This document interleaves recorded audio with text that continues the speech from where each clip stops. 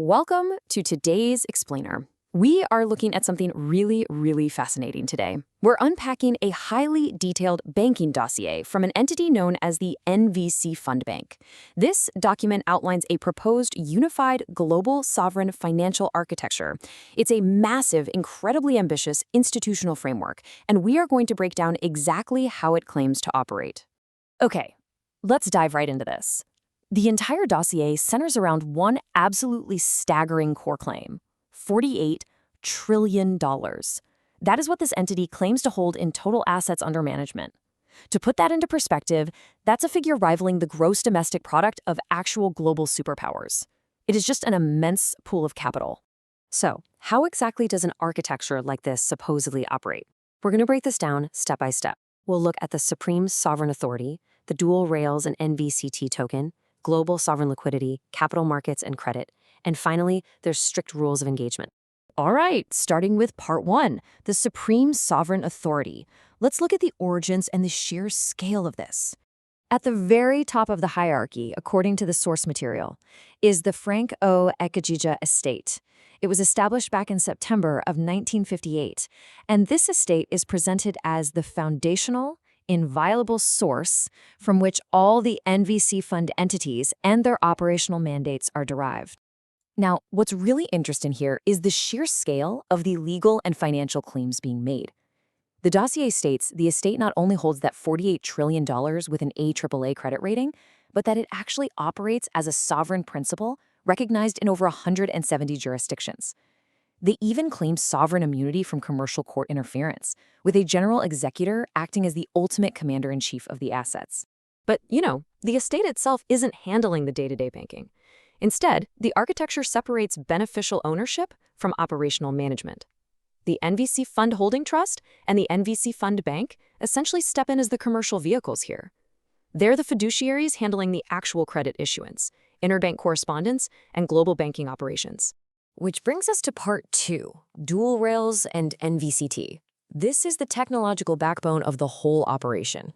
So how do they plan to move these funds globally? They use a proprietary digital currency called the NVC Token, or NVCT. The dossier claims they have a whopping 30 trillion of these tokens pre-minted. And the fundamental promise? Every single token is a stablecoin, backed fully one-to-one by those allocated sovereign assets we just talked about. So absolutely no fractional reserve exposure. To make this token viable for huge institutions, they use a concept called SDR parity. To cut through the jargon, that just means the token is pegged to the International Monetary Fund's basket of major global currencies. Think of it like a financial chameleon suit. It's designed to make the NVTC incredibly stable and directly eligible to sit comfortably on the balance sheets of central banks worldwide. And this brilliantly illustrates their dual rail strategy. On one hand, they maintain compliance with the traditional SWIFT interbank network, but they contrast that with their multi-chain blockchain rail. By using a base mainnet alongside over 9 interoperable networks, they're promising instantaneous, real-time cross-border transactions. They call it T0 finality, complete with a fully auditable trail. Backing up all of this tech is a really specific investment strategy. The dossier breaks down this massive portfolio with a heavy reliance on foundational, secure assets, 40% in sovereign bonds and 25% in precious metals and strategic commodities. The focus here is strictly on capital preservation. They are claiming zero speculative exposure. Moving right along to part three, global sovereign liquidity, and specifically facilities without IMF conditionality. Let's see how nations actually access this pool. This number is just massive. The dossier outlines a global sovereign liquidity facility offering lines of up to $500 billion per qualifying nation per cycle. And what's wild here is the claim that these funds come without the strict structural adjustment conditions usually forced on nations by international bodies like the IMF. It's an incredible assertion for a single private entity to make. The process they describe for a sovereign nation to actually secure these emergency funds is surprisingly streamlined into 3 steps. First, the nation makes a request, triggering a 72-hour tri-party credit assessment. Second, the facility is structured and dispersed using their digital tokens, US dollars, or SDR equivalents. And finally, the nation enters a flexible repayment schedule spread out over 12 to 60 months to restore those reserves. Now let's look at part 4, capital markets and credit, focusing on the instruments they offer to Tier 1 institutions. Beyond emergency sovereign bailouts, they outline a robust suite of tools, things like medium-term notes, bank guarantees, and letters of credit. The crucial takeaway here is that because the NVC Fund Bank claims a AAA rating, they state these capital market instruments don't need any third-party correspondent backing. They're supposedly designed to be accepted at face value, right out of the gate. They also highlight a securities-backed line of credit. And the so what for borrowers here is huge. It's structured as non-recourse and non-dilutive. Basically, a sovereign counterparty can use their assets as collateral to get capital, but they keep full legal and beneficial ownership of those assets without risking a forced sale or equity dilution. It's a pretty sweet deal if it works as described. For longer-term goals, they propose a 4-tiered global development credit window. This is essentially their development finance arm.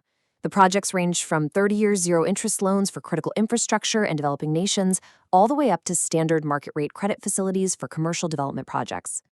Finally, we reach Part 5, strict rules of engagement. How does an institution actually get past the velvet rope to interact with this architecture? You might be wondering how an entity with such unorthodox claims handles regulation. Well, the dossier firmly grounds its compliance in very traditional, rigorous regulatory frameworks. They assert an absolute zero-tolerance policy for non-compliant transactions or sanctioned entities. To even participate, counterparties must adhere strictly to international anti-money laundering protocols, the Bank Secrecy Act, and Basel III and IV standards. Let's see how this builds into their onboarding process.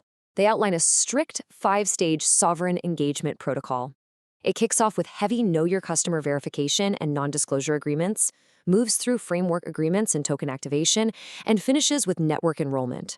And remarkably, they claim this entire highly vetted process takes only 10 to 15 business days.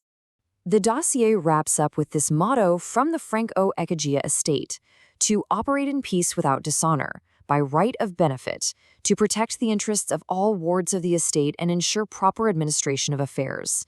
It really highlights the philosophical and almost geopolitical mandate driving this whole framework.